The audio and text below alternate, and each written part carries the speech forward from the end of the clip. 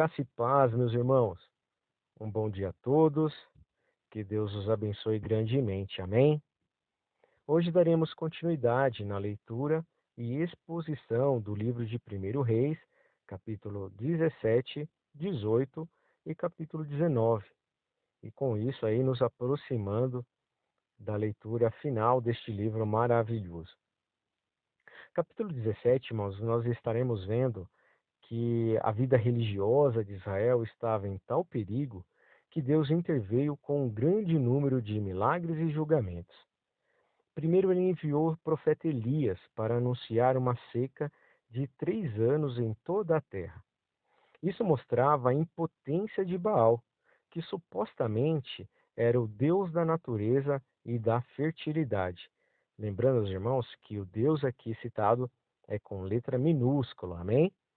Ao mesmo tempo, irmãos, mostrou o poder do Senhor, que ainda era Deus de Israel. Elias foi sem dúvida muito impopular por causa da seca. Então Deus o mandou se esconder perto de um riacho em seu território natal de Gileade, a leste do Jordão. Ninguém sabia onde ele estava, nem precisava sair para procurar comida, porque o próprio Deus providenciou isso de uma forma milagrosa.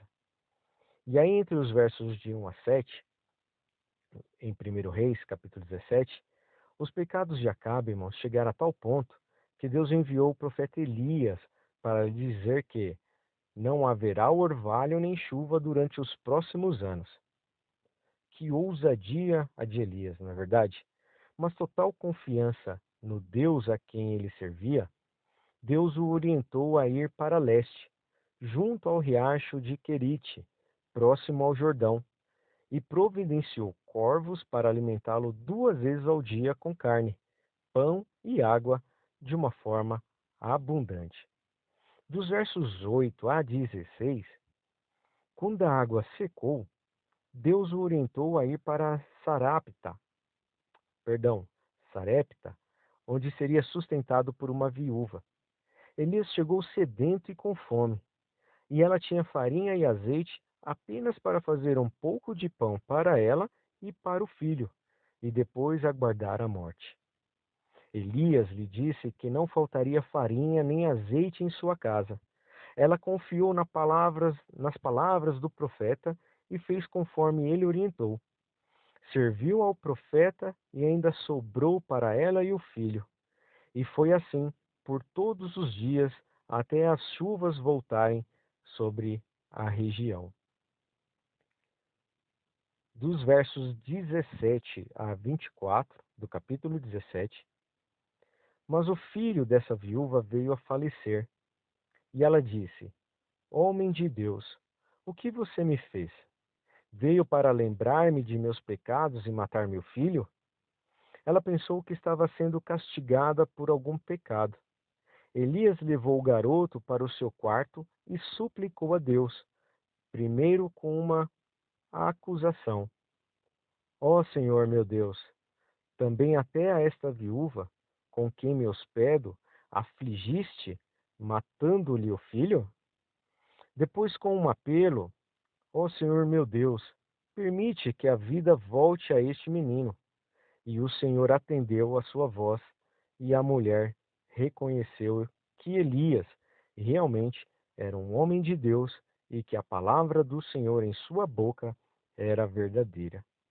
Elias, irmãos, teve situações difíceis em sua jornada, mas sempre Deus pacientemente o dirigia em todos os momentos, assim como deseja dirigir a nossa vida. Então, é necessário que nós confiemos no Senhor sempre, sempre. Amém? Capítulo 18 do livro de 1 Reis, entre os versos 1 a 14, nós vemos nesse intervalo de versículos que, após anunciar a Acabe de que não haveria orvalho nem chuva nestes anos, isso que durou 3 anos, ele recebe a ordem de Deus para se apresentar perante Acabe. A fome era extrema em Samaria. Obadias, um fiel servo de Deus, recebe as ordens de Acabe para procurar pastagem para os animais. Elias se encontra com Obadias e diz para ele avisar Acabe que ele voltou. Obadias teme por sua vida, pois o Espírito de Deus poderia enviar Elias para outro local. Obadias corria o risco de ser morto por Acabe, como vimos aí nos versos de 1 a 14. Elias o conforta e disse para ir tranquilo. Obadias avisa a Acabe, e este vai se encontrar com Elias. Mal chega e diz: És tu o perturbador de Israel? Elias responde: Tu e a casa de teu pai são os responsáveis pelo que está acontecendo. Então fala para o rei convocar todo o povo de Israel e os 450 profetas de Baal e os 400 de Azera para um encontro no Monte Carmelo, como vimos entre os versos 15 a 19. Dos versos 20 ao 40, já no Monte Carmelo, o poder de Deus se manifesta. Os falsos profetas tentam por todos os meios que desça fogo da parte de seus deuses, por horas a fio, e nada conseguem, mesmo se mutilando. Elias faz pouco caso deles. Pode ser que esteja meditando, ou viajando, ou dormindo, enfim, nada conseguiram fazer. Elias então chama o povo, restaura o altar do Senhor que estava destruído. Manda abrir uma vala ao redor, coloca a madeira, a oferta, e manda encher de água até que o rego também esteja cheio. E na hora do sacrifício da tarde, ora ao Senhor, e desce fogo dos céus, consome a oferta e as pedras e toda a água que estava ao redor. O povo então reconhece o Deus verdadeiro. Elias manda então matar todos os falsos profetas. Depois Elias ora por chuva por 7 vezes, até que uma nuvem do tamanho da mão de um homem despontasse no mar. Elias sabia que era a resposta de Deus e avisa o rei Acabe para que retorne urgente, antes que a tempestade o alcance. Deus então, finalizando o capítulo 18, Deus ouve as orações no tempo devido e eles as atende. Finalizando o capítulo 18 e entrando no capítulo 19, vimos aqui um versículo muito interessante que diz assim: Levantou-se, pois, comeu e bebeu, e com a força daquela comida, caminhou 40 dias e 40 noites até Horebe, o monte de Deus. 1 Reis, capítulo 19, versos 8. Em 1 Reis, irmãos, capítulo 19, mostra que nem tudo foi um mar de rosas na vida de Elias. Logo após a demonstração do poder de Deus no Monte Carmelo, como vimos lá no capítulo 18, ao saber que Elias mandou matar todos os seus profetas, Jezabel jurou vingança contra ele. Elias temeu e fugiu. Esqueceu muito rápido do poder de Deus. Mas para Deus todas as situações são oportunidades para ele manifestar o seu poder e mostrar que não abandona seus filhos.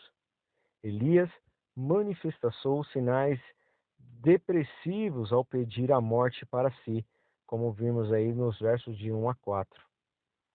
Deus, então, irmãos, cuidou e estabeleceu um Elias depressivo.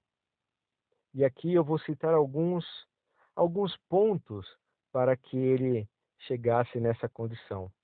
Uma delas é que, depois da longa caminhada até Berseba, cerca de 150 quilômetros, estava exausto e dormiu.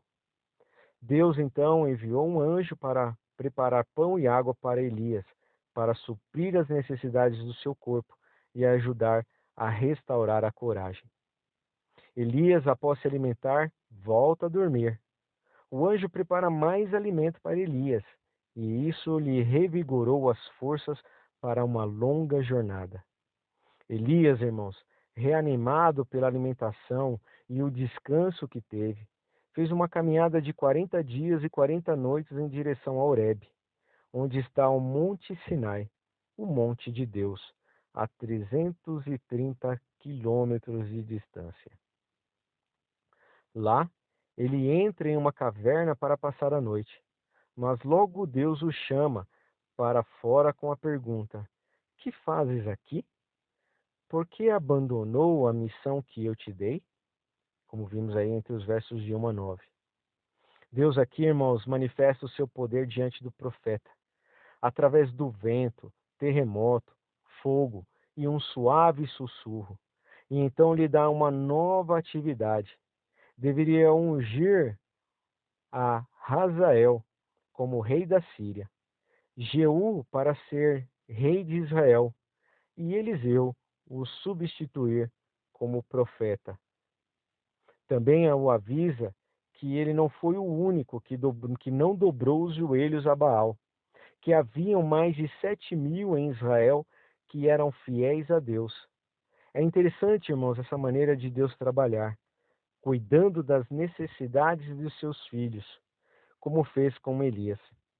Ele também quer cuidar de nós, irmãos, e que possamos depositar nele toda a nossa confiança, toda a nossa esperança, toda a nossa fé esteja voltadas para Deus, para que Ele possa agir e efetuar o seu bem-querer em nossas vidas e também por meio delas. Amém? E com isso, irmãos, nós finalizamos a leitura e exposição do livro de 1 Reis, capítulos 17 e 18 e capítulo 19. Um forte abraço, amados irmãos, e até amanhã, onde daremos continuidade nos capítulos finais deste livro maravilhoso. Amém? Que Deus os abençoe e fiquem na paz.